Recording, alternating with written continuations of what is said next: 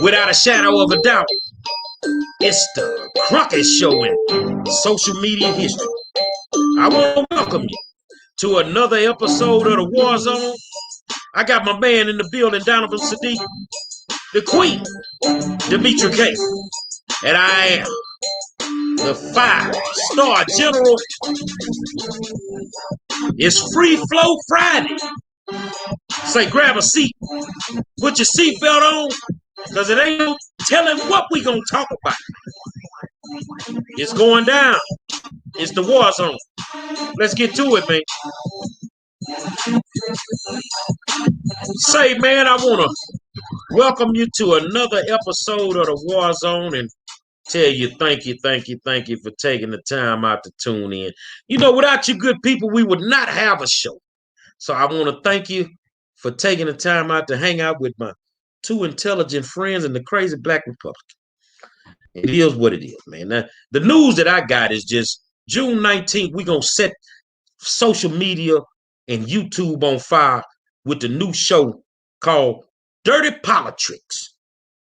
My man Chuck Mahler, Aubrey, Taylor, and me, it's going down, man. And I'm going to tell you something. We got something we going to drop on you that's going to shock the world. So you politicians out there that's listening, we figured out who your dead people is voting. Not from 3 years ago, but from the last presidential election. I ain't going to say too much, but I'm going to tell you this here. Stay up out my election in November if you ain't trying to go to the federal penitentiary. What's going on, Donovan? Hey, once again, welcome to Free Flow Friday. As you guys have noticed, I do not have any background with me because I've been on the couch all day, because sometimes I sit here and I wonder, are we battling an uphill battle or whatever? Because the ignorance in the Black community is bliss. Is it ignorance or immaturity? Are we politically mature enough to understand the repercussions of what we're doing? As you guys know, Tim Scott, as you guys are eating his ass up on social media, calling him Uncle Tim and all this other stuff, Tim Scott said there is no discrimination and racial problems in the United States, basically. Y'all are eating his ass up. You know, he should know better. You know, is he crazy? What's going on? Did he not see the George Floyd trial? They're shooting us over here. They're shooting us over there, right? Tim Scott said this is not a racist country. The very next morning, Kamala Harris on Good Morning America said the exact same thing. Even though 8 months ago, when she was running for office to get your vote, she was like, yes, there's systemic racism. We have to address the problem and blah, blah, blah, blah, blah. Now that she's on the plantation with Massa and she in the house because she's the light-skinned one, she's chirping the whole thing. How many remember in the primaries where she even called Joe Biden basically a racist himself because she was that girl? And then to let you know how important staying on code is, Joe Biden was asked the question, is this a racist America? And he said, no, I don't think it's a racist America, even though he's written the 1994 crime bill and most effective crime bill since 1973 that has his name on it. We got a long way to go. And I've been on this couch all day, just deflated in the fact that, you know, where are we going? Does it really matter? Because you got a lot of people out there that are just jacked up. Demetra? So hello, beautiful people out there. Hope you guys are doing well. We have made it. We've made it to Friday, where the weekend is here and you can do whatever you want. I know Saturday is that way for me to do nothing. So anyway, while we're here on this Friday, if you can share this live so that everybody else can get this information and join in on the conversation, we would greatly appreciate it. And since it is Free Flow Friday, please, we're begging you, throw some topics in the comment section. We would love to talk about it. We don't care what it is: relationship, money, politics, education, as Gary said a minute ago, midget love, whatever y'all want to talk about. throw it in the comment section and we would love to talk about it. And so, Gary, do you have anything you want to start with? I mean, you said midget love. I mean, I'm working on a new song called Hang Your Feet Off the Side of the Bed. But it is what it is. I really want to talk about this Kamala thing for a second. Everybody jamming up Tim Scott for what he said, but ain't nobody saying nothing about what Kamala said. And I'm really trying to figure out why. Why shouldn't we address what Kamala said? She is the vice president of the United States of America. And this woman feels there is no racism in the United States of America. What I figured out about Kamala Harris is she will say whatever is popular at the time. She gonna ride the wave. And anything that she needs to say, she's gonna say it. But y'all with them chucks and pearls, you need to go take them old dusty ass pearls and put them up and get you some motherfucking Nikes and get rid of them chucks.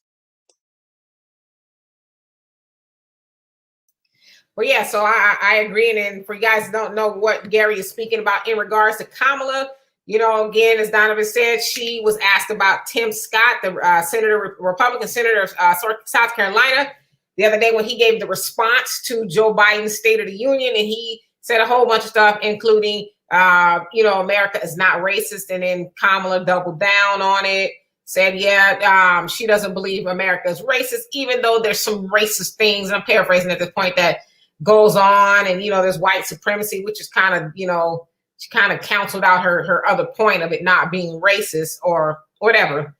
And so Joe Biden also said he doesn't think America is racist. And, again, as we asked last night, we just want to know where everybody is that voted for him and co-signed and all of that. And we're still got an APB out at this point. So if you guys want to, somebody want to get in the comment section and defend them as hard as some of the people were defending them, during the election, we would love to see your response to that. But anyway, so we don't want to beat that up too much. It is what it is. Kamala is who we always thought she was, and so is Joe Biden, and we're not terribly shocked there. But I'm going to be mad if you guys vote them in again in 2024, and I'm moving to Mars. So anyway, go ahead, Donovan. Before we even get into that, there's a lot of great topics and stuff like that's out there. But, we really got to think about this in 2024. I mean, for those of you guys that did watch the big press conference that Biden put on, which he calls basically a State of the Union or a state of the state or whatever he wants to call it, did anybody notice that he didn't mention anything for Black folks? He mentioned it for everybody else. And yet these people who are Democrats, like you said, there's an APB out because we can't find anybody that is going to say that. Another question I have is the NAACP. Did they rebuke what Kamala said? Did the HBCU presidents and the AKAs, the Sororos, did they rebuke anything Kamala had? All these Black leadership that tells you guys that we, the new Black media, we don't know what we're talking about. We're paranoid. We just got to just stay on code with them and just follow it and be patient. Did anybody put out a press release saying against Kamala that what she's saying is bullshit? Nobody's done it. And I have to.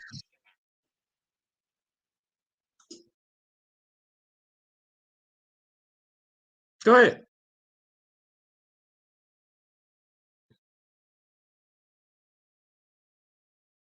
You, Donovan. What do you want me to say? I just got done saying what I was saying.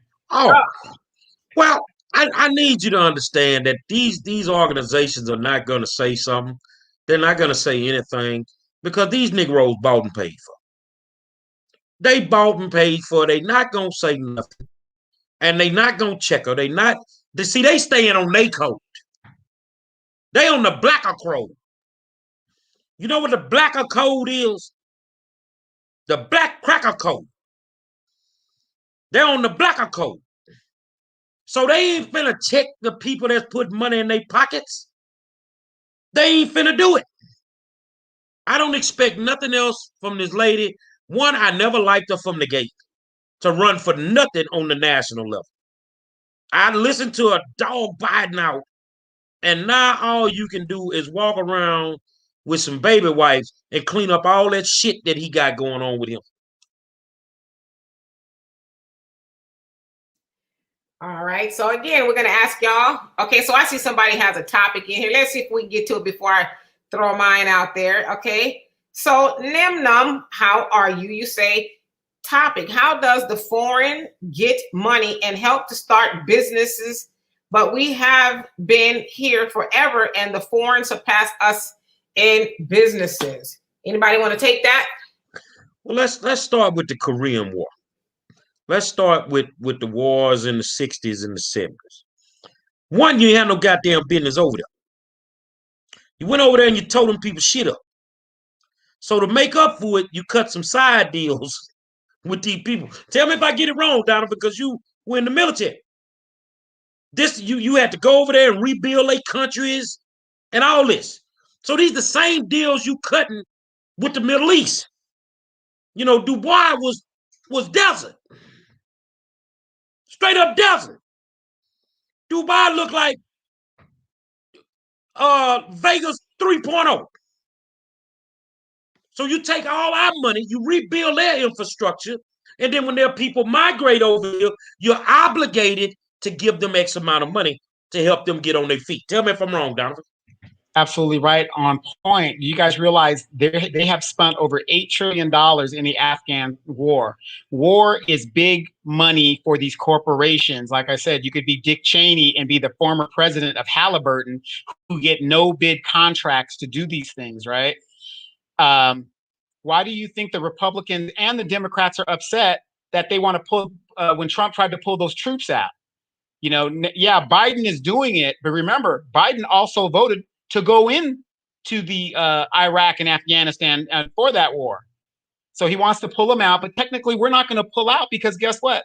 They are putting us in a vulnerable position to where we're going to be attacked again, right? The troops are going to be attacked. And then what happens? There's your excuse to stay there and pour more armaments and more treasure and more Black folks and Hispanic folks into the fight. It's big money. It's always going to be big money. And it's just a sad commentary that we are nation building on these other nations, because even though we're in Afghanistan, they don't drop bombs in Afghanistan anymore. The Air Force doesn't do it. You know why? We bomb the shit out of all their infrastructure. They have nothing in Afghanistan to bomb anymore. So they don't bomb there. But look at the nations around it where we have troops, Qatar and all these places, Bahrain, Abu Dhabi. These areas are like Vegas now because money's been put in there to build those nations up. We're nation building in other nations, but we can't do it right here in America, much less in the neighborhoods that have Black people. Let me just briefly answer that question best I can. So he wants to know why basically foreigners are able to come over here and build businesses and they surpass us, right? Well, remember that whenever you call yourself a minority, that means that and so when Black people call ourselves minority and they make these minority bills and all this, that, and the other, minorities means for marginalized people. And so a lot of foreigners come over here, they qualify for minorities because they are considered marginalized. And they end up getting the benefits that we are supposed to have, which is why we should strive to have our own bills that say for Black people only, African Americans, or however you want to call yourself, specifically for us, because you guys know with affirmative action, especially, that is a good example of it being for minorities or marginalized people, and white women were the biggest benefactors of those affirmative action policies. And so we need to make sure that when our politicians go to Washington or whatever and lobby for bills and they say they're going to help us minorities, make sure that they're actually going to help us. So Gary, you want to put that other topic up there?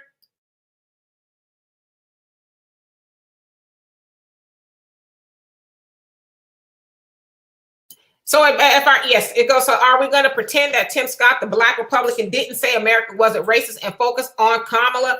Come on, y'all, let's be fair. Well, we did say that's that Tim Scott said it because that's why she said it. She was actually answering Tim Scott. Now, listen, yes, they're both Black, and yes, they both said that America is not racist, but we also need to remember that people weren't strolling to the polls and running around with chucks and pearls on at the behest of the Republicans. They were doing that for the Democrats.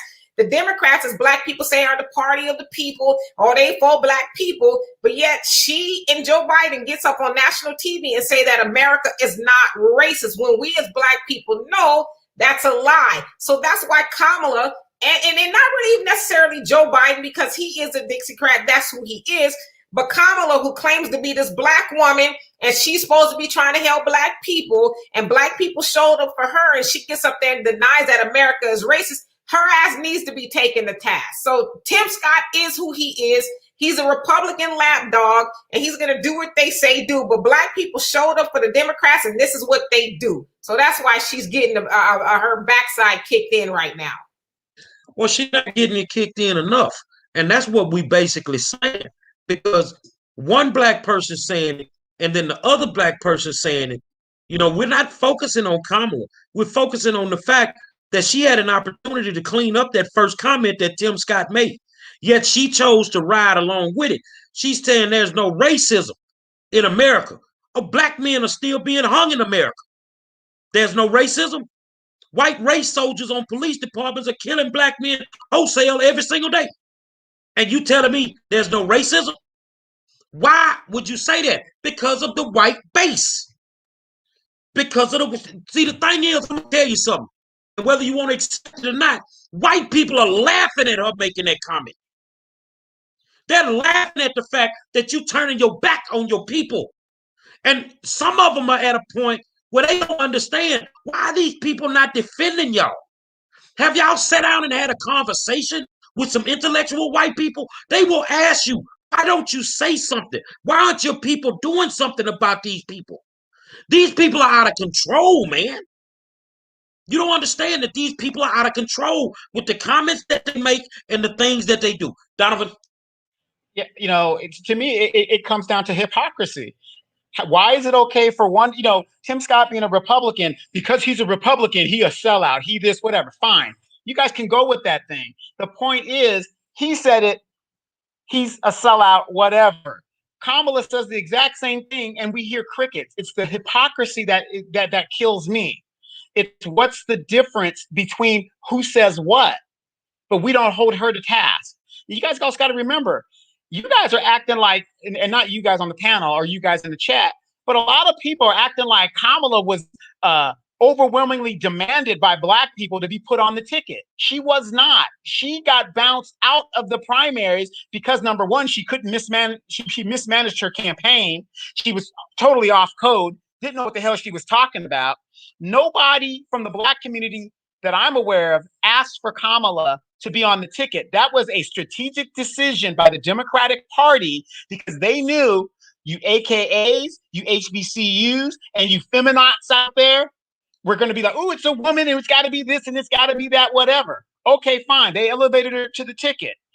Now, she was the only Black woman on the damn as a senator. Who did they replace her with in California to take her seat? Instead of putting another Black woman in there to keep the status quo because the Democrats are for the Black people, they put a Hispanic in there.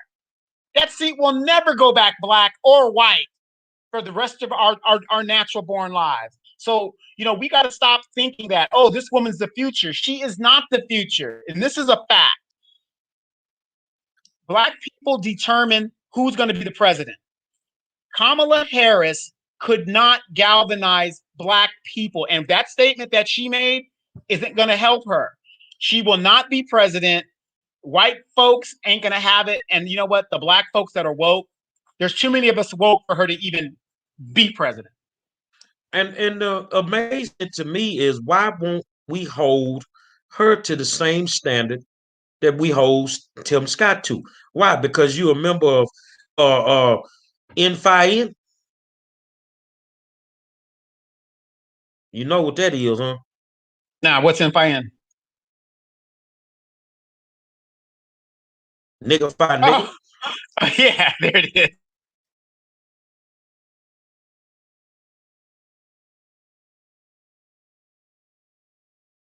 I'm reading Black Ricardo. He says, Chuck and Pearl Squad gonna let it slide. I seen the comments, some of them say they're confused. What the fuck they confused about? She's not for us. You know, but Black Ricardo, exactly. What is so confusing? This one, wait. How many of you guys remember this? You don't expect me to do something specifically for Black people, do you? No, I'm not going to do that. But for Asians, I'll do specifically for Asians. Oh, for Native Americans, I'll do for Native Americans. But for Black people, no. You guys remember that? I want to read Errol's comment. Hold on. My contribution to this discussion is to organize an alternative government in national communities for the purpose of organizing ourselves for our issues. We've been talking about that for decades. And we can't seem to get to the starting point of it. So in the meantime, we have to deal with these people the way that we have to deal with them. And I'm kind of angry because Black people reassured us if Kamala and Joe got out of line, that they would hold them accountable.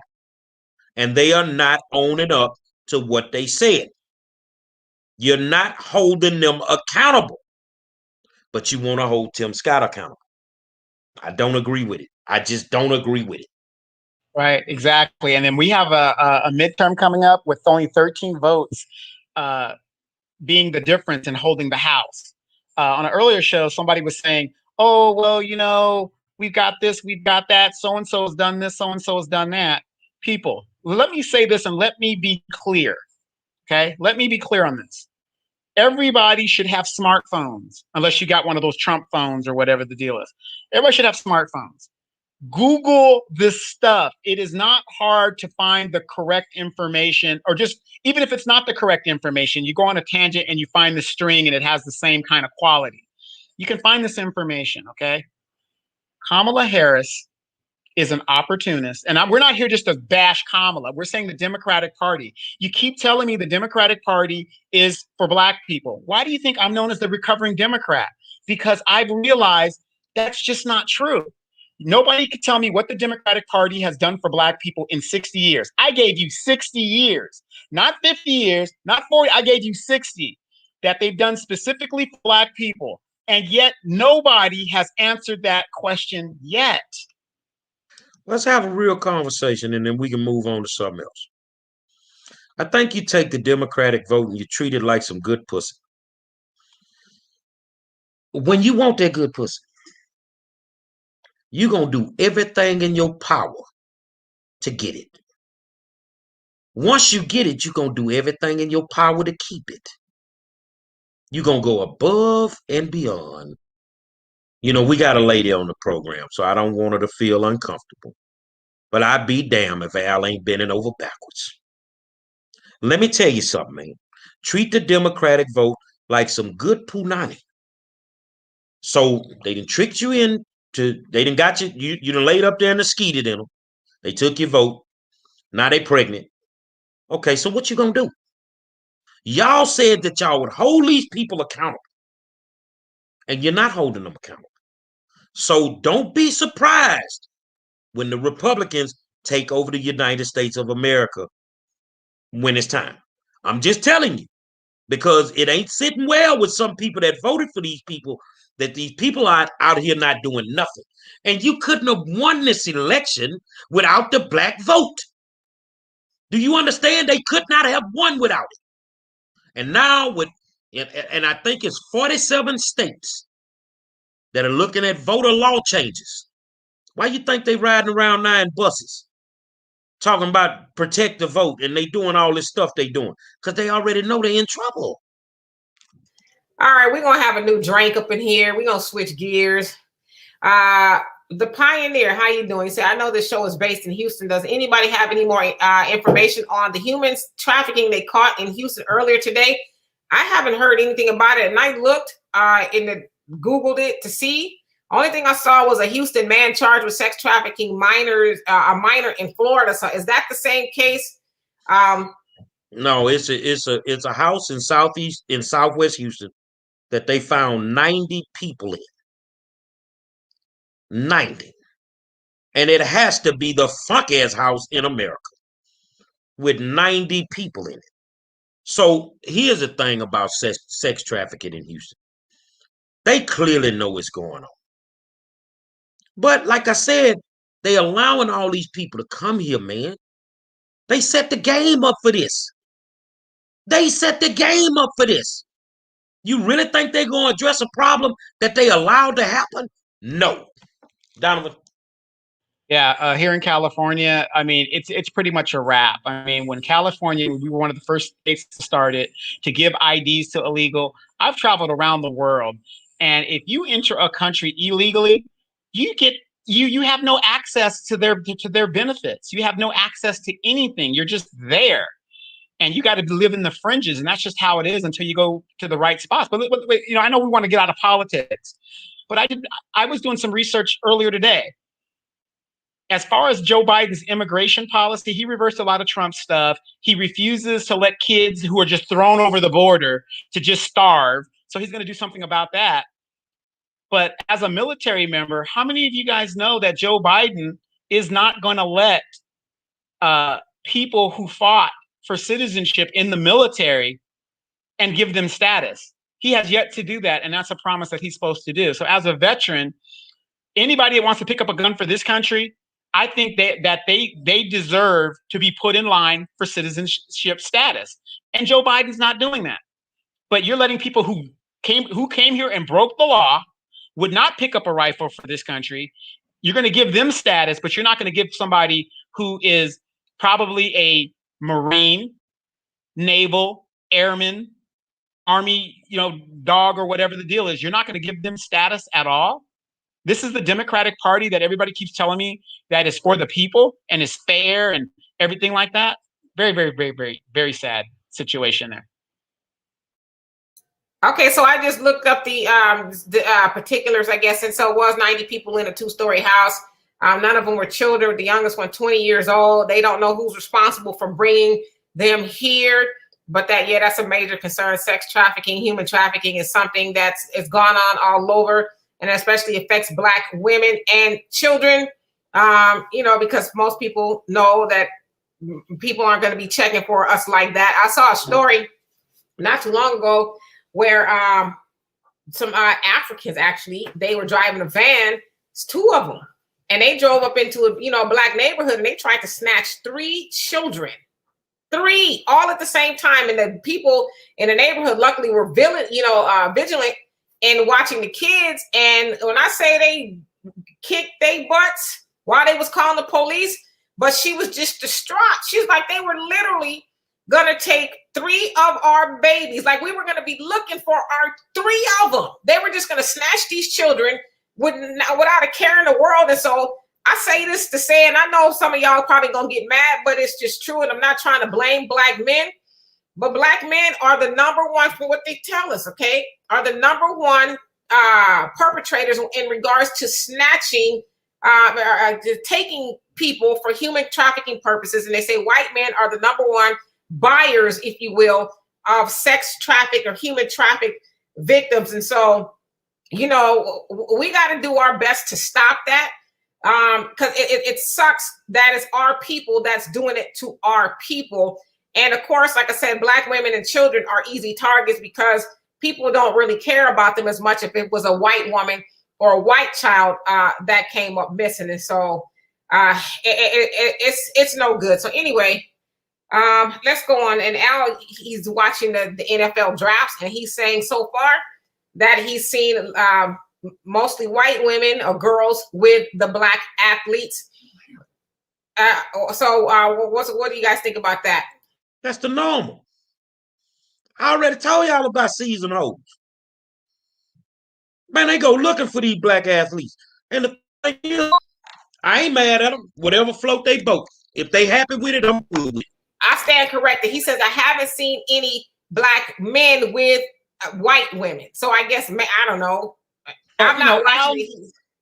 Yeah, well, Al knows just like the 5-star knows, and I know. You might not see them on national TV, but they got them chicks on the side. I mean, those white women will come out on the side, have kids for them and all that other. If they don't have them right now, they will.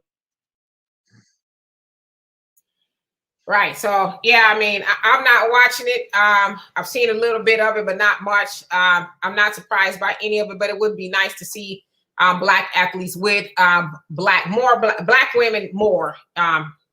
just in my opinion. All right, so let me see. I'm gonna go to see if we got some more comments here, trying to, you know, spruce it up a little bit. I know we talk about politics quite a bit. Let's see here. I'm looking through you guys' comments. Just looking. I'm getting there. Bear with me. I know the silence is killing us all. And you know, with the sex traffic thing, notice that they made the Asians a legalized and protected class. Now, think about this now. They know Robert Kraft, he was up there, you know, getting him some Asian, you know, massage stuff and doing all that good stuff. You haven't heard nothing about that situation, which was a human trafficking incident. And now, as we know, in these shots, you know, it's like basically the law is basically telling them, Asians, you guys go on and do what you've been doing, you know, continue having the sex shops and do what you do. As long as you keep it under the radar, we won't bother you because you're a protected class now. You know, my question is, if that was a Black person and I opened up a massage parlor, how quickly would that massage parlor actually exist? Yeah, no, I absolutely agree with you. But, you know, and I'm looking at some of the comments in regards to sex trafficking. It's a huge business, you know. And I would say too, especially if you have small children, watch kids. I hate to see little kids walking home by themselves, little bitty kids, nobody with them. And I'm like, gosh, anybody who is devious, sadistic, can just come up and snatch your child and you wouldn't even know where they are. And even as being women out there, nowadays, you don't want to be in a place where, you know, something can happen to you. You know, they got all these vans rolling around. If I see a van in the parking lot, I'm watchful. Not to say everybody who owns a van is on something, but I just don't want to find out the hard way. So yeah, most definitely be vigilant. If you guys don't have any other topics, I'm going to throw one out there to you guys and kind of spruce it up. I'm going to ask you guys a very vague question, and you guys can fill it in the best you want. And everybody else in the comment section, you can answer it too. What do men really want from women? Coochie. Sex. Coochie. Ham sandwich. Some of them love pets. They like cats. You ask to say they want coochie. Section 8. Yeah, it's like the Al Bundy syndrome. You know, wait. I'm gonna say this for the ladies. I know a lot of people ain't gonna agree with this. Men, we love the chase. Okay, it's like being a hunter. We love the chase. Once the chase is over, and I'm not saying for all guys, but for a lot of us, okay, we got you. We know you're in our corner and stuff like that. And then it's like, what's for dinner? You know, once the chase is over, it's just a done deal. It ain't even a chase no more. You know, and I represent the hood, man. All over the world, I represent the hood. Even the hoods in Ghana, you know, Jamaica, all over the world. Man, if you got a fat sack of weed, you can get whatever you want. I'm just gonna read some of y'all comments. Lord have mercy. Okay, so that hit a nerve, didn't it? I didn't think it was gonna go over that well. So the Pioneer says sex, food, and love. Mashawn says mind, and Ricky, you crazy. Says neck. Mashawn says conversation. Fred Davis, how you doing? Says be natural, no weave. Red says access to the car. The Pioneer says loyalty. Yes, Shannon, I left myself wide open for that one. And Blazing 187 says coochie and quiet. Okay, well, damn. Okay, you want us to be quiet during or after? Like, how does that work? Can't hear you. You gotta say nothing. Just lay down. You know the rules of the stripping game. Just lay down. It's good when you just lay down. Yeah, mummy sex. All right.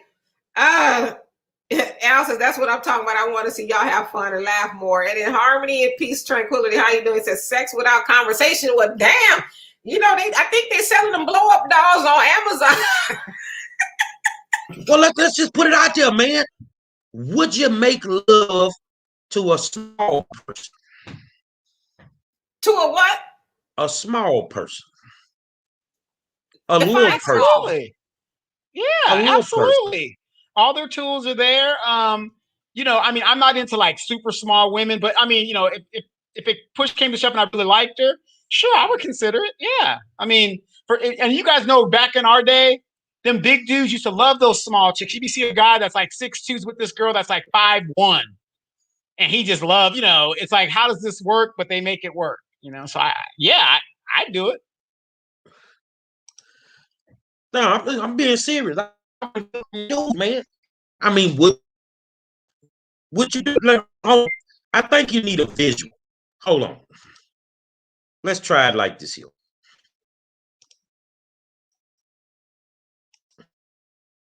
If you remember, them small chicks got them big asses.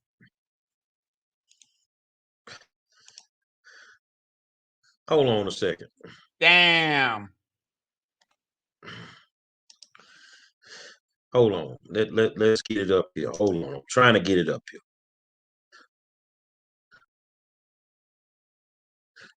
Yeah.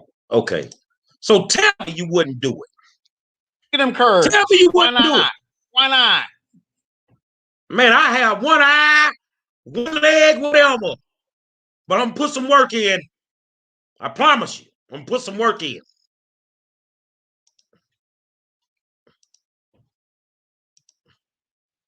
Come on, Good man. Lord, look at those curves. I know some of them women, y'all over there salivating. I know y'all salivating, man. Yeah, man. I'm gonna put some work in, I promise. Shoo! That's when that went that way. It went all the way left, like left. Shannon Franklin has a Hightower has a good question. Can you be pro-black and be in an interracial relationship? Hell no. Hell no. Because if you pro-black, you pro-black. If you into the blackness, how you explain that? How do you explain it? I don't have a problem with it. You see what I'm saying? But I don't think it's possible. That's why if we look at Kamala Harris's situation, could you really, really believe that she is pro-black? And that's one of my issues with her. I look at who she's married to, who she hangs out with. There's no way that this woman, other than when she first started her political career with a married black man, that she is pro-black. She used that married black man to start her career, and she hasn't looked back since. So there's no way you could convince me Kamala Harris is for black people. I'm going to say, so the question is, can you be pro-black and be in an interracial relationship? I think the question really is more of the level of your pro-blackness, right? Because you would think if you were totally pro-black, there's nothing more pro-black than being with somebody like you, right? I just think it's as simple. But I also, because I'm a thinker when it comes to certain things. Because I see and hear a lot of times people advocate, and I advocate for black people being with black people too, right? But I hear and see people advocate for, black people to be with black people. But then I ask people who always castigate people who are with other people, what are you doing to help black people with your black mate? So if you're a black woman, what are you and your black man doing to help black people? Because it's one thing to say, well, I'm with a black woman and y'all ain't doing nothing for black people, right? So that's what I mean by there's levels to pro-blackness. But ultimately, I think, yes, pro-blackness means that you are with somebody who is black. But you got to be doing something with your black mate as well to be, pro-black. You can't just say, well, I'm black, I'm with somebody black, that makes me pro-black. Pro-black means that you are for something, so for blackness and for helping black people, if that makes any sense. Well, I got a question that came to me. Why women so hung up on the height of men and then get to the point where the relationship can't work because the man is too short? Who are you asking that? You want to know me? No, that's the question that somebody asked. Oh, so what's the question again? So where is it Why at? is height why do women have a hang up on the man's height, and then they get with him, then all of a sudden the relationship can't work because he's too short? Well, I think it's the same thing. It's a preference thing. Just like, some men don't want to be with a big woman. Some men don't want to be with a skinny woman or a woman with little booty. And so it's really a preference thing. I know a lot of women who don't have a problem with being with a man who's shorter, but I think it's just really a preference and what you're attracted to. So some women might try being with a smaller guy or a shorter guy, and it may not work out. It might not even be a height thing. It might be a personality thing or something. I don't know.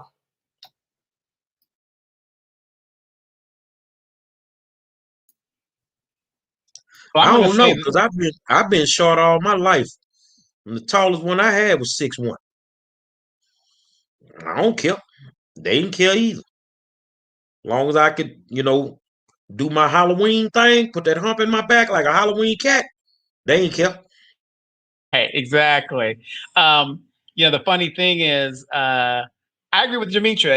It's more than that, because the funny thing about, like I said, Demetra, she served our country for a good 20 years and stuff. She liked Marines over airmen. It's a preference. It's a preference thing. She wanted the Marines. She wanted a killer. So. I think they more like me. They would come up to me in the club and they just happen to be Marines. And so I think, y'all airmen was too, y'all, I was too much woman for y'all. So y'all didn't approach me much. I needed a man that was used to dealing with something with meat on his bones, like Marines. And not saying I'm a whale, but they got a little bit more meat than them birds up in the sky. So I don't know. Well, you know what though? You got to remember, and those of you guys that have been in the military, tell me if I'm lying. You go to an infantry base, be it a Marine or Army base. Those guys go out to the field for 2 or 3 weeks and do their training, whatever. And you look at some of their girlfriends and wives, these chicks be huge because they don't care. They just want something to come home with and just lay up with. Now, I see Al made a comment. Is squirting or pee? I'm going to go a little bit different. I'm going to take a comment and I'm going to put it inside of my twisted, demented mind. And I'm going to ask, why is it a problem? Why is it not a problem when you squirt on us, but you got a problem if we pee on you?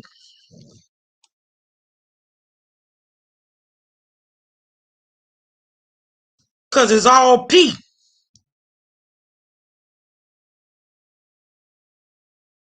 Y'all got a little stronger stream than we got. Okay, y'all might put our eye out or something. It's just different. Some of these women pissing like grown ass me. Y'all need to leave the women alone. Be drinking them 40 ounces. Some of them on wine coolers peeing on you like that. I done had a couple of wine cooler motherfuckers that was just they can't drink a cup of Kool-Aid unless they peeing on. And it's pee. I want it straight up understood. They wasn't doing this 20 years ago.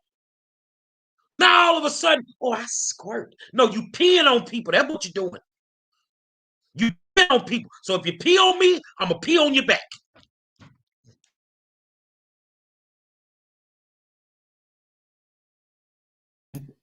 This Free Flow Friday is going somewhere I didn't even think it was going to go. And then Al asked the question. He says, why do women like to keep their maiden name? So he mentioned Shannon Franklin Hightower, for example. Not that he's picking on you, but why do they? I don't know. It's not something that I would personally do, but some women like to keep their maiden name because they, very attached to their family. Anticipate leaving. I don't know. Well, they're attached to their family. Their family name is it's a badge of honor. I guess, I don't know. Some women just like, I'm gonna do both. I don't know, but that's not something I would do. I don't know. I don't know. I never really thought about it. I mean, I know when I got divorced, it's one of the main things I said in the courtroom, I need my name back. I need my name back. But, it was understood when I got married, you carry my last name. I ain't going for all goddamn names. Because you got 4 names. You got your first name, your middle name, your maiden name, and your married name. That's too many names. And some days I'm just, back in the day, I was full of that Orange Jubilee. I ain't gonna remember all them goddamn names. Actually, for women, it's like a double-edged sword because they could, marry multiple times and they change names. And for some women, it's a game because when you marry your husband and he has better credit than you assume his credit and his credit line. So some women are in and out. But when I got married, I didn't make it mandatory for the girl because I really didn't care. But I would have preferred that she keep her name, I keep my name, but my kids will have my name because, in case it didn't work out, which it didn't, she won't be affected, but the kids are who they are. But I guess because in our community, in a lot of communities, the woman that you're marrying, she has, multiple baby daddies anyway, so nobody cares. April made a comment. I'm looking at both. So April made a comment about the P. She say that's that one. That ain't no wild. That's that pap. P ass pussy. That's that you peeing on people, man. You peeing on people, man. I'm already deal with your wetness. But all that thinking you just gonna and skeet all over me, I'm gonna pee on your back, I promise you.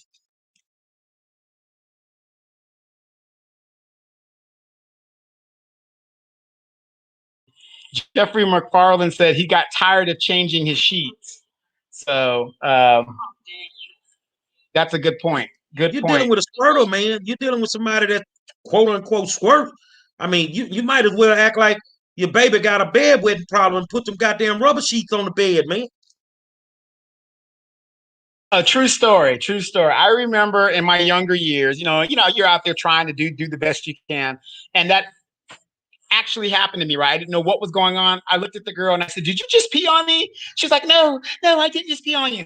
And it's kind of like a badge of honor, I guess. I don't know what it is, but man, the peeing mess up a lot of things, man. Yeah, I don't really care for it.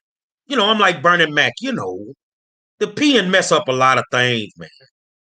The after the sex, oral sex, ain't nobody want to be licking down there on no fucking pee. No, it's pee. And then you got some of them do both. They clean and they pee. So now we're dealing with pee and yeast infection. No. All right, that's enough of that. Okay, so let me just get to some of these other comments in here. Just y'all crazy, boy. Y'all got the comment section talking about pee all over the damn place. Piss everywhere. Thunder says, what is your opinion about having a Roth IRA versus a 401k, or should I have both? Oh Lord have mercy. I'm not even in that frame of mind. Let me think about it. So I mean, well, they're both investment vehicles, if you will. 401k is something that's attached to your job.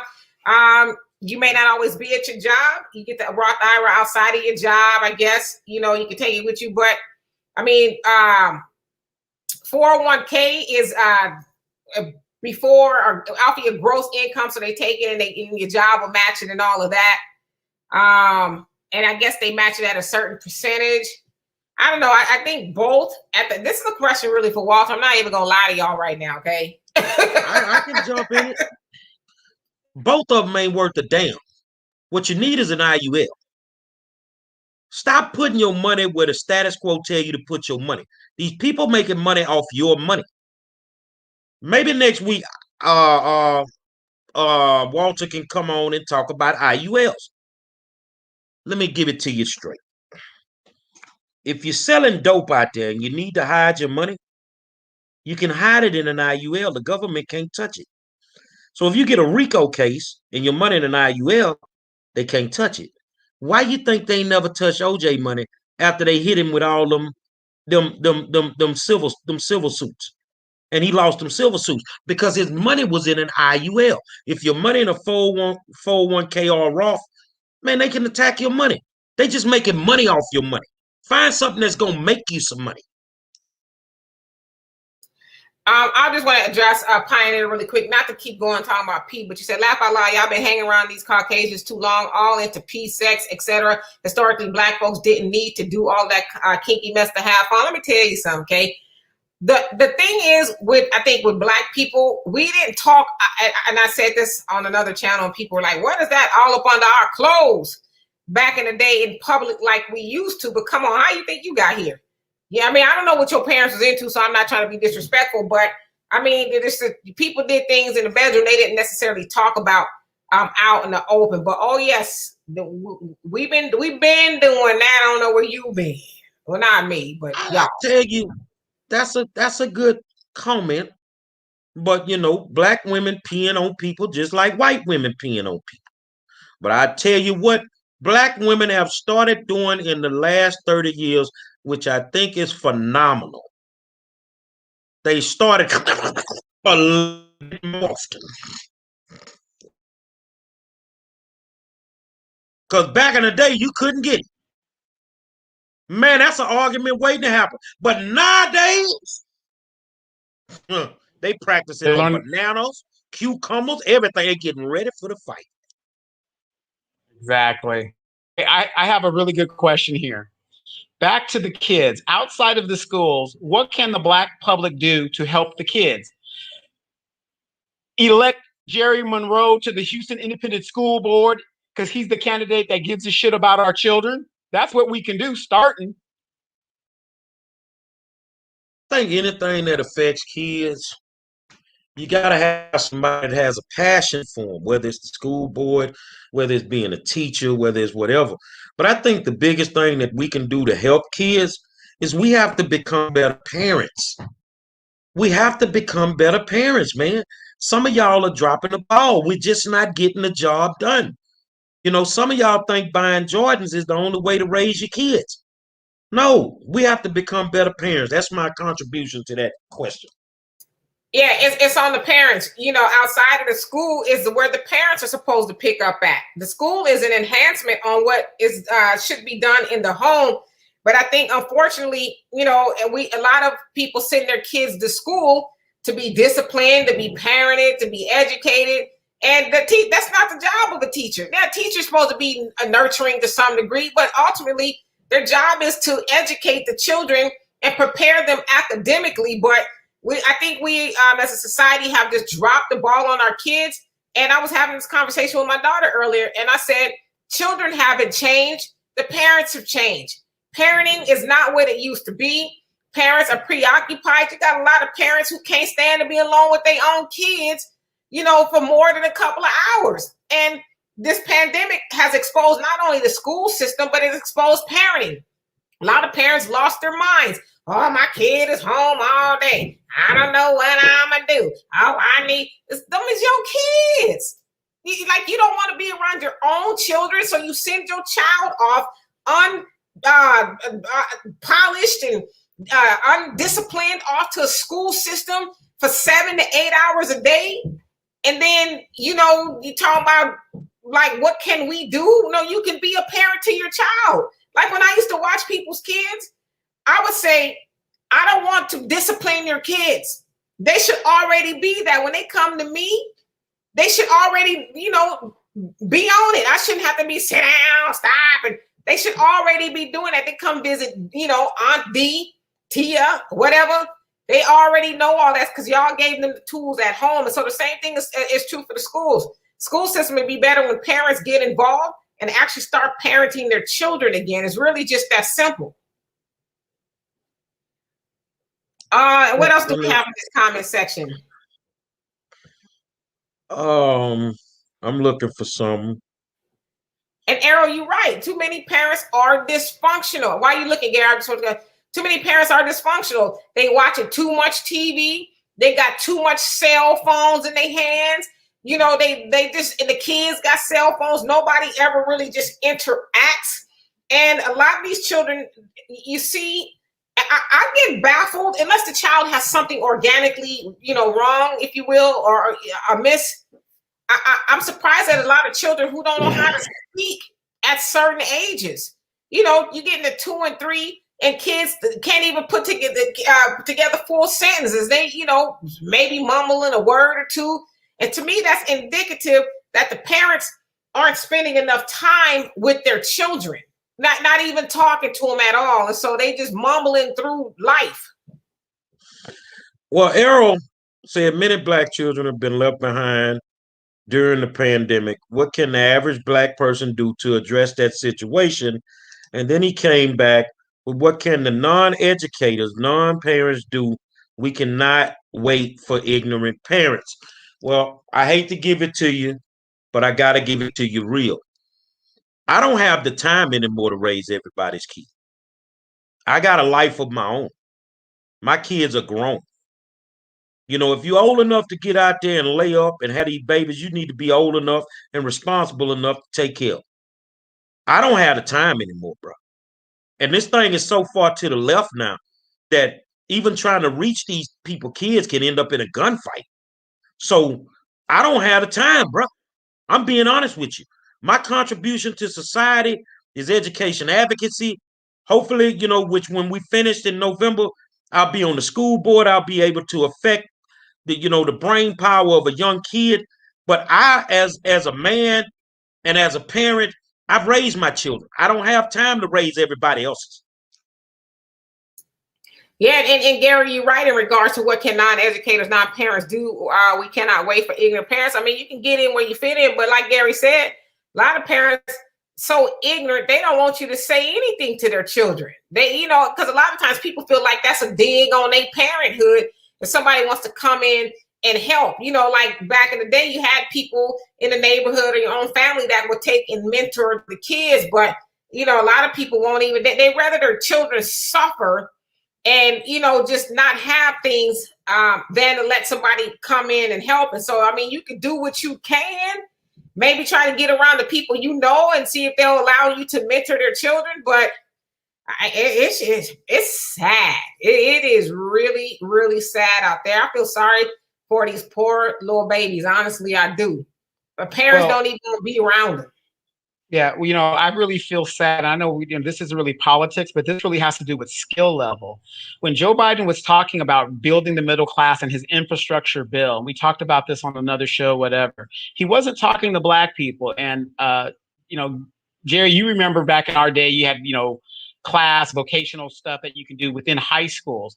Where do you think all of this money, your tax dollars, you guys that are listening, please like, share, and subscribe to this and get this message out. Look at how many people are going to benefit from all of this tax money that is going to go into this infrastructure bill. Where are our Black businesses? I mean, when I say businesses, I'm talking about our contractors that build within the community. Where are our auto mechanics? I mean, we are not in a position right now to even take advantage of this infrastructure bill that's going to be coming down the pipe sooner or later. Now, if you have a young 15-year-old son or 16-year-old son or daughter or whatever, now is the time to get them their contractors, or not the contractor's license, but get them into that thing where they can work with their hands. You can have all the education in the world, there ain't enough jobs to even deal with that. If you cannot work with your hands, you're not going to be able to take advantage of this money that's coming down the pipe. Well, you can try to get them in apprenticeship programs. Go to your local union. Some of them have apprenticeship programs for children that are in school.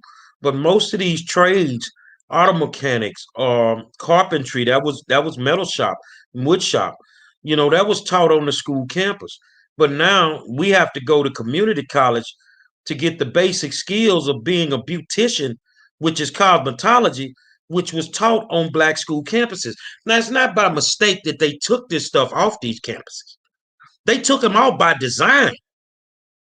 They took that off by design. Let me ask you a question. Let's be honest.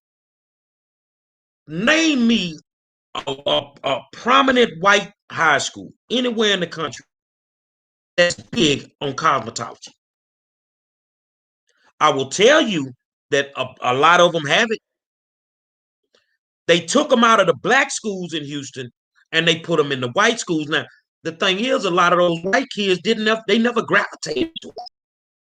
They never gravitated to them. Like at Marshall High School, Stephanie Brown was here with me last week. She's running for school board. They had a successful engineering program in Thurgood Marshall High School. Them folks didn't stop until they took it up out of them. So I think we have to figure out, which I know, but it's going to take more than a Gary Monroe or more than a Larry McKenzie or Travis McGee or Danetta Williams. It's going to take more than one or two people to get these programs put back in these schools. You got to get the school districts out of bed with the local community colleges so that these programs can be put back into our high schools. And now when they decide they want to build you a new school, you have to build these programs into architectural design. Because if you build a new school and the program is not in there, put it.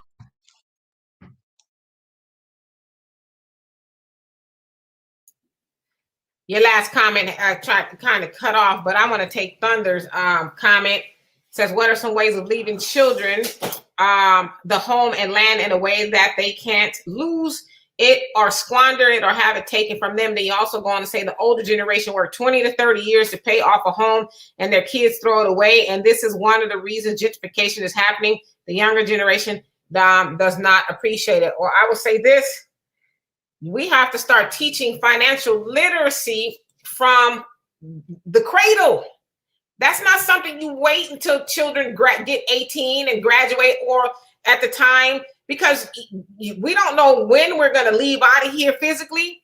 And so a lot of times when people get this property and assets and stuff is when somebody dies. But until that point, they haven't been taught how to properly manage it, about the taxes and stuff like that. And so we have to always be educating our children about finances, credit, business, and all of that, and stop teaching our children to get a job, to work for somebody else. We got to teach them entrepreneurship, how to be business owners, and how to manage certain things. And it's true. When grandmama or mom, whoever, dad passes away and they give us a house, we don't have it that long. We trick it off, get taken, for tax purposes or not paying the taxes. And a lot of these houses be paid off, but we just don't manage it correctly. So we need to start teaching that from little, right? We teach them the latest dances and all of that. Well, why are you teaching them the latest dances? Teaching them the latest finances on top of that. Yeah, and the reason I bring this subject up real quick is the fact of the Democrats, and Alex, I know we don't want to be politics, but we got to start thinking about this stuff, but we got to think exponentially out. And that's our problem. We just worry about from one crisis to the next. We got to, think further down the road. With the Democrats bringing in these illegals and these Hispanics, who do you think is going to get a majority of that money? I'm living in a community right now and I walk my dog every day. And even though everybody's out of work, I look at what these Hispanics are doing on their verandas and what they're doing to their homes, because they have the skills to improve their homes and stuff. And these are older homes. I live in one of the older part of the neighborhood. And you can tell the few blacks that are left around, they don't have the finances nor the skill to upgrade their houses because they've been out of work for over a year and they trick off their money or whatever they're going to do. And that's fine.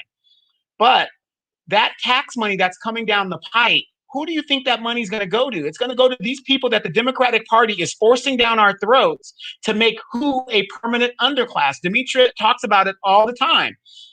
We are going to be made into a permanent underclass because we do not have the skills with our hands to even, if we talk about building Black Wall Street, we talk about building all these great things. We don't even have builders anymore within our community. And I think that's a problem and a deficit. And you guys got to be honest with yourselves. Not everybody is college material. I wasn't college material. I can work with my hands. I got a lot of degrees, but do you know what actually feeds me? Was my hands. It wasn't my degrees, because I got to go to corporate America and deal with white folks when it came to my degree. There has to be some deciphering between wealthy and rich. See, a lot of y'all sitting out there, you want to be rich. But being rich is just temporary. Being wealthy is generational. So for all them people out there, and I'm on y'all now, y'all ain't teaching generational wealth in your home. You can't get mad at gentrification because Momo left you the house. Grandma left you the house. You either lost it by not paying the little taxes that you needed to pay on it, or you sold it to get you a come up. But you want to teach your children about generational wealth. See, that was generational wealth to pass down the land and the houses. We don't see it very much anymore. In a few years, 20, 30 years ago, you would always hear about 7 or 8 or 9 or 10 brothers that owned the house that mama left. Well, they couldn't sell it because all of them had to agree to do it. Some of y'all got 2 kids and y'all ain't leaving them nothing. All y'all do is die and leave your children debt. And you leave them debt from the time you take your last breath. Because they ain't even got enough money to put you in the ground. You just live for while you were here. So you got to teach these kids the difference between being rich and being wealthy. That's why you need to, we can have all these people on here tonight. Where the hell y'all at on Thursday nights? When Walter talking money, you ain't here then. So you can't fix this problem with generational wealth until you just buy into it. And then some of y'all go buy goddamn houses that ain't got to fix mortgage rate. And then you die and leave kids shit. Man, they got so much debt before you even get in the ground. Some funerals I really wanted to go to and just pop the top of the damn casket open and tell you get your ass up out of here and fix the shit for them people put you in there.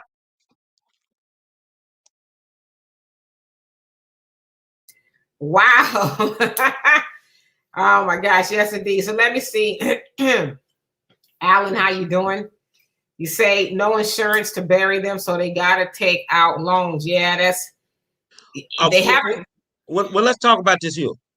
Who the fuck tell y'all that every time somebody die, a GoFundMe gonna work? Some of y'all need some damn insurance, man. Along with you, Gary, I used to sell life insurance as a life insurance agent for a few years there. And I mostly worked with our people, with Black people, and I heard it all. When I tell you I heard it all, I don't want to die and leave her rich so she can have somebody else come up in here and and be all up in my house. I'm like, no offense, but you ain't gonna be here. How you gonna know what she gonna be doing in your house and who she gonna be? Or that's a bill. I just can't see paying. And I'm telling you, I've heard everything you can think of, and so I'm one of those people, and maybe it's just me, the Aries in me. I don't know. Maybe it's a little cold. I don't give a damn. When somebody dies and they die without insurance, why I don't give a damn? And I can be a very caring person, but I really don't give a damn because I know as a life insurance agent, I've talked to so many people, and I wasn't trying to sell them nothing astronomical. You go within their budget to see what they can afford. They didn't want to do it, and if they did it, they didn't keep it. I would have people call me, talk about, my mama died. I want to see if she still got some life insurance. Well, unfortunately, Miss Mabel, her life insurance policy lapsed 3 months ago. Yeah, just a fraud. I just took my mama money. And I'm like, well, you didn't check to see if your mama had her insurance. So I don't feel sorry for people. I don't, and the reason I say this, because I know that somebody has at least knocked on their door once, or somebody has made them a referral and said, hey, this life insurance agent wants to talk to you about insurance, and you told them, no, I'm good. I don't need it. Life insurance is a scam. And then when somebody up and dies, then y'all want to have a fish fry. You want to have a car wash. You want everybody to chip in with your GoFundMe. I don't believe in doing it, because even for a baby, you can get a baby insured at 10 days old. At 10 days old, a baby can get insured and keep that same price and policy until that baby dies at 100 years old. You know how inexpensive a policy is for a baby? Very inexpensive. So there is no excuse, especially people, as my father always said, we buy what we want and we beg for what we need. So you buy all the other stuff we want. We talked about people in line for $300 Jordans yesterday. That's, $300 a year. It will pay for, a baby and its siblings policies, for a year. So we just misappropriate our funds. And then when somebody dies, you want everybody to chip in and, wash a car with you. I'm not washing no cars with you. I'm sorry. I don't even want to wash my own car, let alone be out there scrubbing cars that are people I don't know, because you were irresponsible with your life. And I know that sounds cold, but that's just the way it is. And so the point to all of that is get your ass some life insurance. Yeah, funny that you say that, Demetra. As I'm known in my family as Mr. Stingy, because I won't share my money with all their foolishness. Because if I did that, because I have a very big family, I wouldn't have anything. And as far as older people with their insurance, I make sure my mom's insurance is paid because, my mom's getting older. She's not going to do the things she did when she was younger. It's going to just slip her mind because she's got 101 other things. So I made sure that whatever her insurance policy, I said, Mom, hey, where's your insurance policy? Blah, blah, blah. And I called the insurance person. I said, here, I want to allot this to this. Because, again, 70% of all white wealth comes from insurance. And Pariah said something in here that was really, really good. I'm sorry, that. God. Well, he basically said something into the fact that, well, let's read the Pioneer. Most of our people are focuses on surviving this racist system, having fun while they're alive. Many of them aren't thinking about generations into the future like that. Well, which is why we are in the situation we are in right now, because I'm telling you, we are coming to the end of the road as far as Black people within this country. We are going to be a permanent underclass. And here's the thing, and what people don't really, they're not taking it seriously or whatever. And we said this on another show. If we do not take a stance now, right now, do you know who's going to be fighting this battle? Your grandchildren and your great-grandchildren. So if we don't straighten it out now because our parents dropped the baton, they got their little civil rights victories and they just dropped the baton. We have to figure it out now, or our grandkids and great-grandkids are going to be fighting this battle, and we're going to be long gone by then. Gary, can you see ANPDM1's comment says, can't teach finances if you don't have resources. Gates and Bezos' parents floated them for decades. I just don't buy that, because we have resources. Like, I'm going to ask a question, and I'm not asking anybody to be honest, because I know you're going to lie to kick it. A lot of people are getting their income taxes back or have already gotten it back. How many of y'all without a life insurance policy say, hey, you know what? Instead of me going to get a big giant TV this time around or going to trick off a lot of money on clothes and stuff, let me go pay up a life insurance policy for a year and a half. How many people did that? So there's resources everywhere. It's just we misappropriate what we do with it. But I'm telling you, don't come to me talking about my mama died, my grandma died, and my kids died. First thing I'm gonna say is, oh, well, how long is it gonna take the life insurance policy company to send y'all money? Well, we didn't have it. Oh, well, I don't know what to tell you, because I was responsible with my money, and now I'm supposed to help bury your loved one when you went off and did all the stuff you want to do. And Pariah actually made the comment about parents, our children should take care of their parents' life insurance policy. I agree. My siblings and I, we take care of my father's life insurance policy. We make sure that he has one, because we're all going to die eventually. But God forbid he does. That's a horrible thing to try to bury someone and not have the finances to do it. I've seen it a lot as when I was a life insurance agent. I had to tell people, hey, call the medical school and see if you can donate the body to science. I mean, I hated to say that, but what can you do if you don't have the money? It's expensive. Yeah, or the people who have a military background and they're like, oh, well, my father was in the military. And, I get calls like that in my community and stuff like that. And say, well, my dad was in the military. The military only gives you a headstone. And yeah, but they'll give you the ceremony, but you still got to embalm the person and go to the funeral home. And that has nothing to do with the military. So you still need a couple $1,000s to do that, to move the body, to, this, that. I mean, there's a whole bunch of things. The military only gives you a plot, and the military is running out of space. They're starting to put us in drawers now, filing us away, in the above ground thing. So, so that's limited now too. We need to stop making excuses about insurance, man. I don't want to hear about the racism. I don't want to hear about the white man. No. Insurance is a drop in the bucket. Most of y'all have it, but you got it on your job. So how did that work out for you when you lost your job during the pandemic? No, you need an outside source. And somebody earlier said that white people are using insurance to transfer wealth to their kids. Exactly. That's what them IULs do. But see, we ain't trying to learn that. We ain't got time for that. I don't do the GoFundMes. I don't eat fish. So don't call me asking to buy no motherfucking plate. None of that. Because you could take some time out and really get yourself in order, man. Why is it so hard for us to get ourselves in order on every level? I mean, it's just because we don't want the information. I was saying that a coworker of his wife passed away, and he didn't have the money, so they cremated her, but he didn't have the money to put her in an urn. And they said, well, we can put her in a plastic bag and give you a box to put her in. And that, that is it's horrible. That is horrible to actually have to make that decision with your loved one because you didn't make a decision in the beginning to protect, against that person's life. And that's unfortunate. A lot of people in relationships or married people don't do. They don't make sure that they have life insurance on the other person.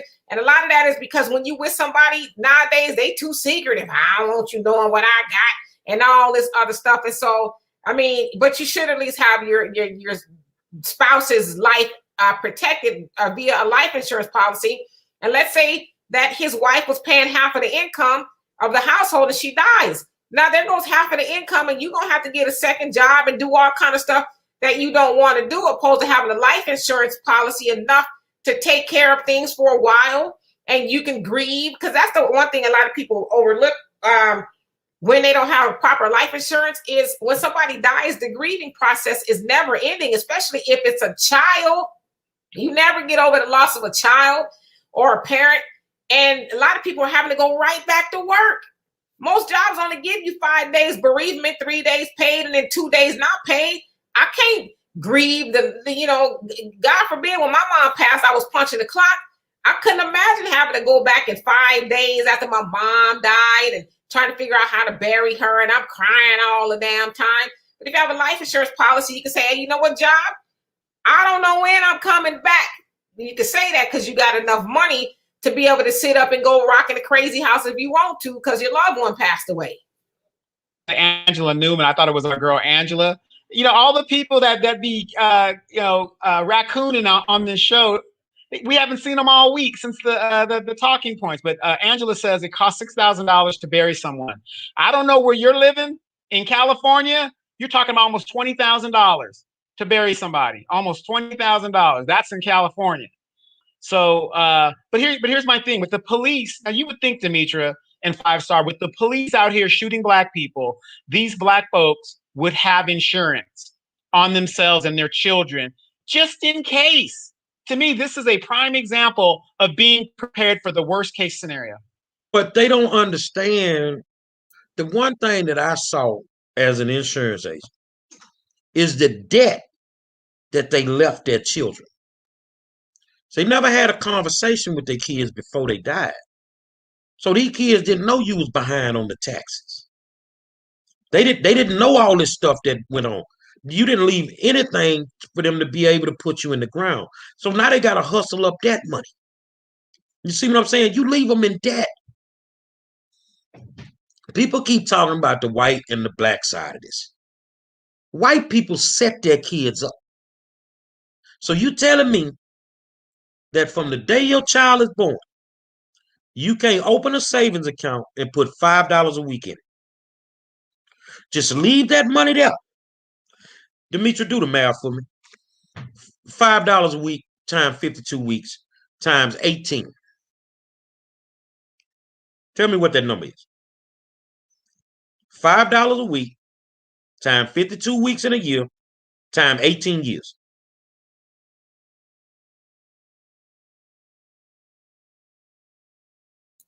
I got 260, but that can't be right. You say 52 five times. No. $5 times 52 weeks in a year times 18 years. Oh, 4,680. 4,680. Now let's be realistic. How can we make it double? By putting $10 a week in there. You see what I'm saying? Let's just be honest. Imagine if we put $30 a week in there. Do the math for me. 30 times 18. 30 times 52 times 18.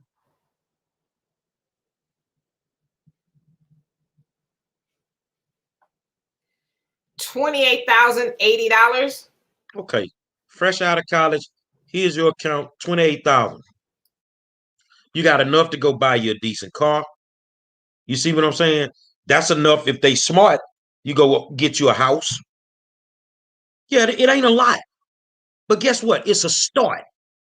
This is what white people do for their children. We ain't gonna do it for ours, but we gonna complain about what they do for theirs. Don't make sense to me. I would say this because I'm big on talking about life insurance. I just am, because it's just a silly thing that we do. It's silly. But I remember being 24 years old. I had just started, a fairly good job back then. My daughter was 3, 2, something like that. My brother had just gotten into the financial services industry. Walter came over and he was talking to me about life insurance. He says, you need life insurance on yourself, life insurance on your daughter. And I was like, I don't need it. And finally he was able to talk me into it. And I was glad that I did, because thank God I haven't needed it. But what if I do need it? Right? So at some point we just got to get rid of the closed-mindedness and the ignorance and, thinking it's a bill, or, there's a lot you can do with life insurance policies. But like I said, there's just, at this point, there's no excuse not to have it. I want to just say, I don't have the ability to sell you life insurance, nor does Gary or Donovan. So we're not speaking to you in those terms. Find somebody who you can buy it from. Hell, it's easy as going online nowadays and getting a term insurance policy. But I'm going to agree with Walter. If you are, especially a parent, and you don't have life insurance on yourself, and you don't have life insurance on your kids or your spouse, I know we ain't supposed to cuss, Gary, but you are not you, Gary, but if you don't have those things, you are a piece of, you just are. You are a horrible, horrible individual, because you spend money on all kind of other stuff and you won't protect your life, and you won't protect your children's life, and you won't protect your spouse's life, because you are ignorant and selfish and you just really don't care. Because like I said, it's frustrating to me. I used to get those calls from people crying on the phone. Oh, I don't know what we gonna do. I thought she was insured. Or people wait so long where they have a whole bunch of ailments because they're older. When you get older, you get ailments and you're uninsurable. You have a horrible driving record and you can't get a life insurance policy because you're a risk now. Your license is suspended. You got a bunch of tickets. You might got some DUIs that you've had. And life insurance companies, they look at all of that stuff and they say, okay, you're insurable or you're not insurable, or we're going to rate you very high because you may die. We're willing to take the risk, but we are going to ream you on the premium because you are a huge risk factor and you may die. But even if you get rated, it's better to have a rated policy than to have none at all. Because I tell you one thing, I know in Los Angeles County at one point in time, it's probably that way now. I know they're giving some sort of burial insurance due to the pandemic, but LA County, they said they were cremating bodies, almost to the tune of 80% sometimes, because they have the morgues. If you don't get the body within 30 days, they cremate the body because they need to make space. And they said they have to do that a lot because you can't drive the family station wagon up to the corner and say, well, we're going to take mom home and figure out what to do with her. There's laws against that. And so they got to do something with the body. And unfortunately, a lot of people have been cremated because people just didn't have their affairs in order. So. Yeah, because I'm going to tell you that I know people, we laugh about it, but I have my animals have insurance because that's how important it is, because as animals get older and you love your animals and stuff, you want them insured. My one cat just had just a small little incident. He had an abscess under his neck, right? The total for that was $665 is the total. Because I had insurance and my deductible was $200, that thing, they covered like $400 something of it. That's money that I'm saving. But as the animal gets older, they're going to get ailments and stuff, and you love your animal and stuff. And it's so sad because I'm an animal lover that you see people, old Rusty, who's been with the family for 17 years, now he's got a hip problem and you got two options: either do the surgery to fix Rusty, which is going to cost $17,000 to $18,000, or put him down. And guess what? Most people, especially in the Black community, decide to do: put old Rusty down after all those years of service. And it's just sad. It's just a sad commentary. You got insurance on your phone, but not on your family. And I hear people try to debate me on that. No, insurance is optional. They ask you if you want it. But you'll make sure you got insurance on your iPhone, but not on your baby. I don't understand that. And Patricia, I'm sorry to hear that about your niece. She said, my niece was murdered in March. The insurance policy had not reached its 2-year maturity. Cost was $13,628 to bury her. Plot and opening costs was paid for, so it would have cost more. Yes, so that is the, oh gosh, it just slipped my mind. The 2-year contestability period. Sorry about that. 2-year contestability period. So when it reaches 2 years, no matter how the person dies, they'll honor the policy, if you will. But if they die before, now that doesn't mean they won't pay it. They just want to see how the person died, right? Well, did you lie on the insurance policy or the application? Was there something that you didn't tell them that you were supposed to tell them? Was it suicide? Because they won't pay for suicide before 2 years. After the 2 years, most policies, if I'm not mistaken, will take care of it. But yeah, the contestability period is 2 years. And so, try to make it before then. But yeah, depending on what the circumstances of her murder was, they won't pay it. But it seems like to me, they should have paid it. So that sounds kind of weird. Yeah. You should try to appeal that with the insurance company, because if it was nothing on her behalf or anything like that, they should have paid that. Yeah, but call them and see if you can appeal that. That something doesn't seem right there, Patricia. Even though she didn't make it to the 2 years, if it wasn't a fault of her own, like she lied or was in a situation she didn't tell them about, it seems like they should have paid that. So, yeah, and here's the thing. I know people are laughing or don't believe this.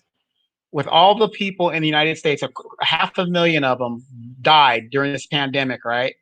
Because white people have insurance, the insurance companies, because they got to do all these payouts to these white families that lost loved ones, they have asked the government to give them a bailout in regards to recouping their losses of all these people that died due to the pandemic. And these are white folks. Okay, we're just talking about the white folks that want, and the people that are insured that want their money. They're making a killing. These young people that are going to inherit that stuff, they're making a killing, all because they were prepared for the worst inevitable outcome that could happen.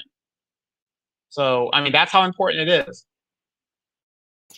Angela, how you doing? You say, I want to be cremated. I'm claustrophobic. I told my hubby not to put me in the ground.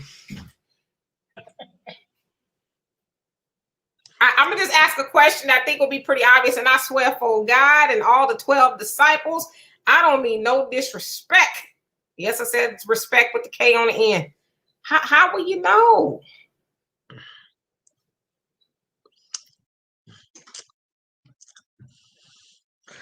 Me, I'm just a little bit different, Angela.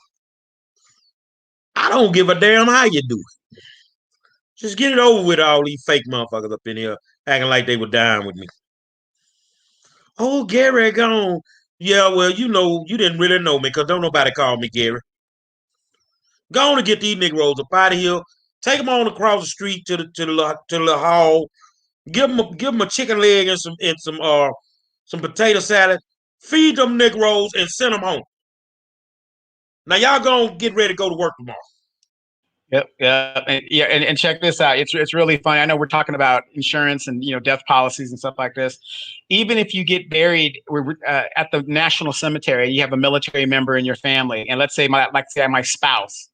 What the military does, because we are now so antiquated with land, because all these developers are coming in and developing everything. If you're a spouse, they lay the spouse on top of the other spouse. So if I die before my wife, like I told my mom, well, damn, this is just like old times. Put it right on top of me. This is just like old times. Nothing wrong with that position.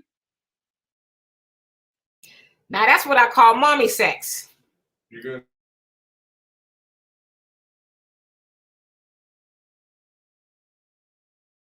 I don't really care. Just get it over with on my end, because I'm the type of dude, man. I probably ask God, man, just give me like 30 seconds out. Let me raise up and look at these Negroes. This, y'all know I wasn't fucking with y'all no way.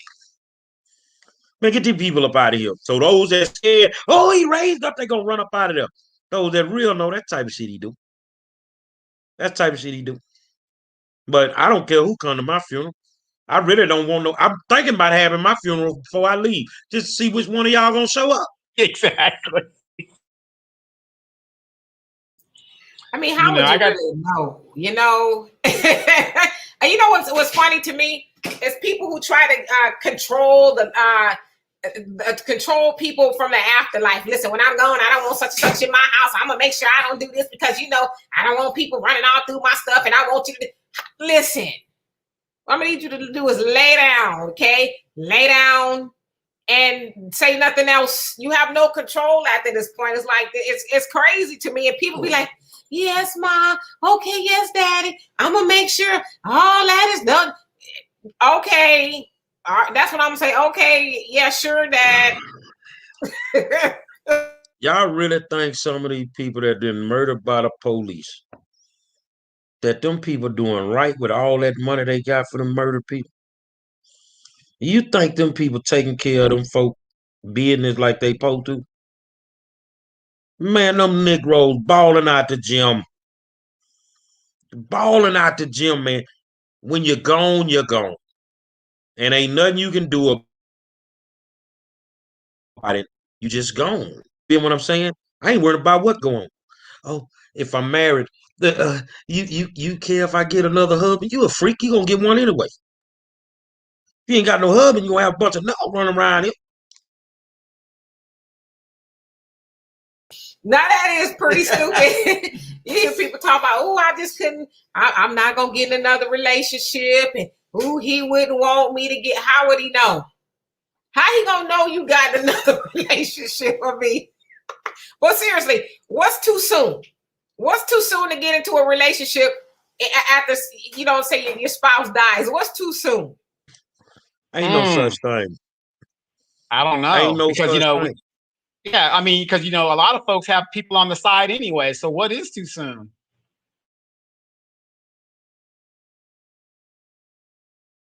All them folks in Atlanta that be going to those little sex clubs and stuff, and they're in these polyamorous relationships and stuff. I mean, out there nowadays that it's like, whatever. I don't think there's no such thing as too soon. I mean, move on with your life and do what you do. I mean, Sam Cooke died. And my man, what's his name, Demetri? Bobby Womack. Went to work. I'm Bobby Womack. The Blasian 8187 said the day of the damn funeral. Can you imagine your ex coming up in there? Well, I didn't know when was the right time, but I just didn't want you to like at the on the Fire Heartbeats when Big Red went up to his widow and said, the widow. Yeah. I just didn't want you to be alone if you ever need anything.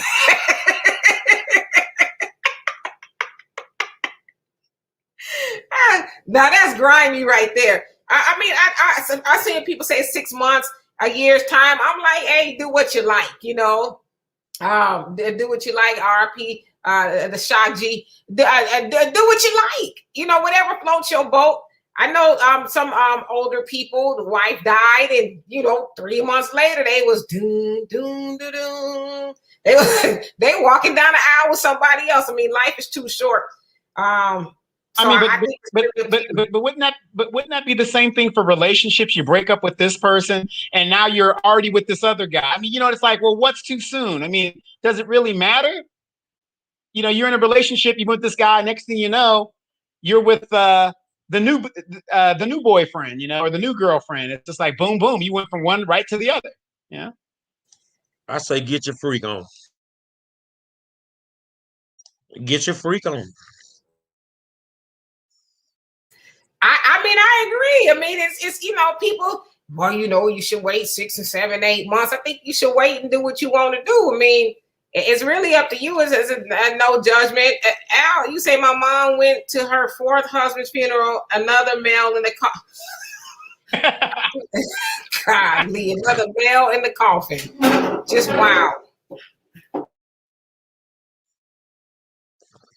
But being married nowadays ain't what it used to be back in the day, man.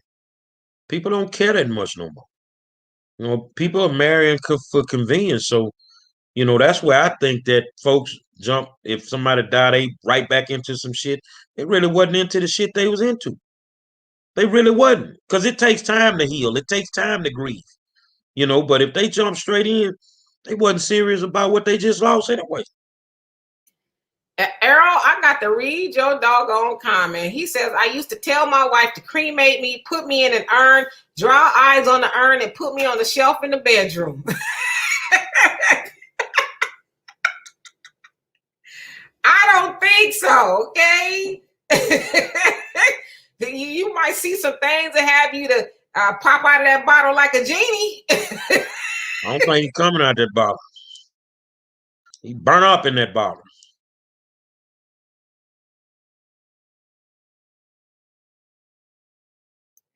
Can you imagine hearing that urn saying, no, you didn't do none of that with me.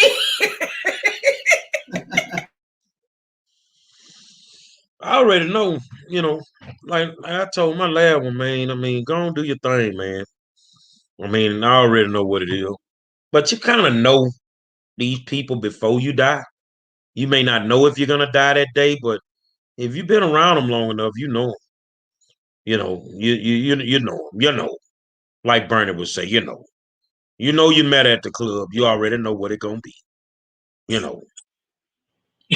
gonna knock the bottom out of it. As soon as they put you in the ground, they gonna knock the bottom out of it. Exactly. Hey, you guys, Al Jackson says, cremated. Another one bites the dust.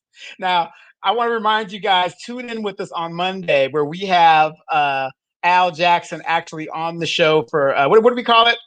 Quarterbacking Mondays or? Man Cave Mondays. Mondays. Mondays. Yes. And Al just has the zingers to go with it. So if you guys really want to know and have some fun and have some good fellowship, tune in with us on Mondays. Oh my God. I think we should talk about Monday, Man Cave Monday. What is the real blueprint to turn a hoe into a housewife? Because a whole bunch of y'all out there done did that. And I know they was hoes. Right. I know they was hoes. Because I knocked a couple of them off. Nowadays, a lot of housewives are turning into hoes. Well, they was hoes before they went in the house. They were in remission. Then denial, whatever you want to call it, whatever you want to call it.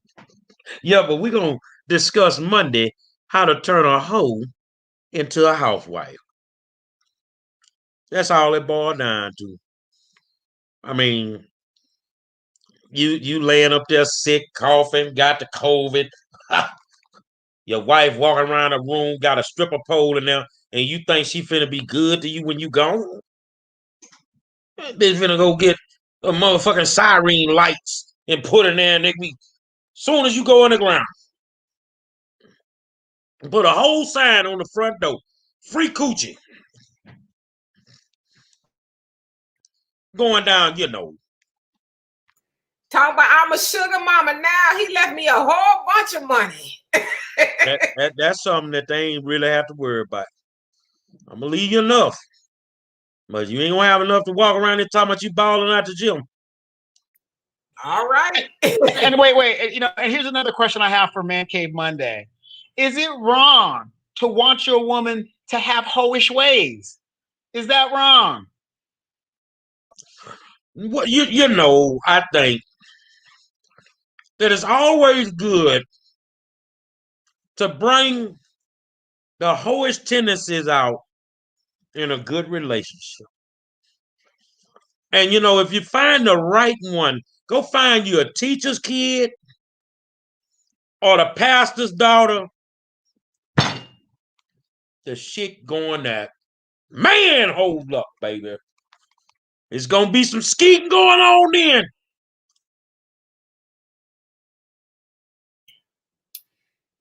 That's gonna be one for the records. I'm assuming y'all ain't about that life. Y'all ain't gonna bring it. Y'all ain't about that life. Y'all gonna be talking about Bible study and stuff. I am a reformed porno star. I'm trying not to go back into remission as we speak. The pandemic almost made me pull out my silk boxes. And I tried to hold it up, and I held it up. I kept my head held high during the pandemic. But at any moment, I can have a relapse.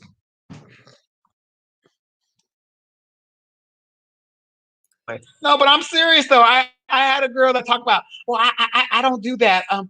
You know, well, that's not what I'm into, whatever. Well, what you doing here? What are you doing? The little things I ask you to do, you don't want to do them. Man, I mean, we don't ask much. Just lay your head on my lap. That's all you gotta do. Just lay your head on my lap. See, you're lying because that's not all she got to do. You're lying. Just straight up lying. Man, I got a good 3 minutes in me. Lay your head on my lap. That's it. I just want to put the head in. That's it. And the whole time it can be an educational experience. How so? Because if she lay her head on my lap, I'm just trying to help her get ahead in life.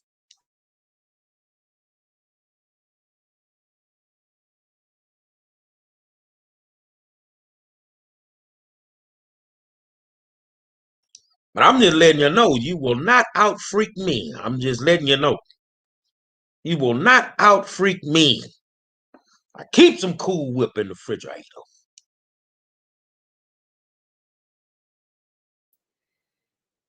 Lord have mercy.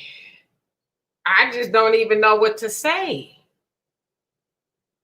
No, but we're going to give them some very inspirational comments Monday. How to turn a hoe into a housewife. How to turn a hoe into a housewife. I mean, we talk about everything. We try to educate the people.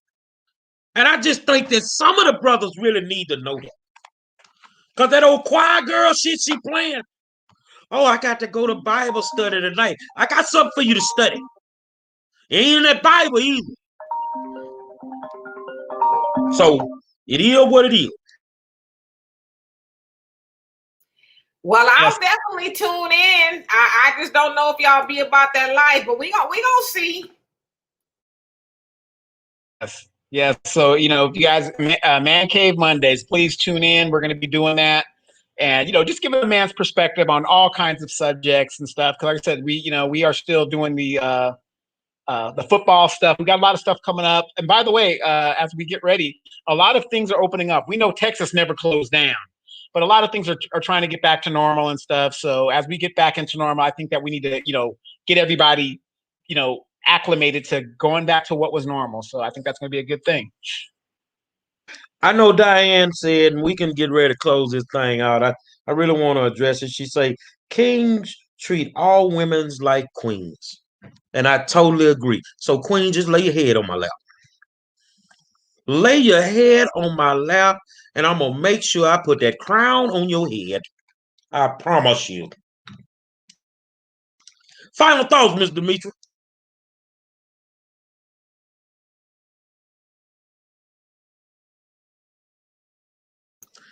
I got nothing after that. Good night. Shannon Franklin said, you definitely need an insurance policy fooling with 5-star. You goddamn right. Messing with me, that's the WWF WrestleMania.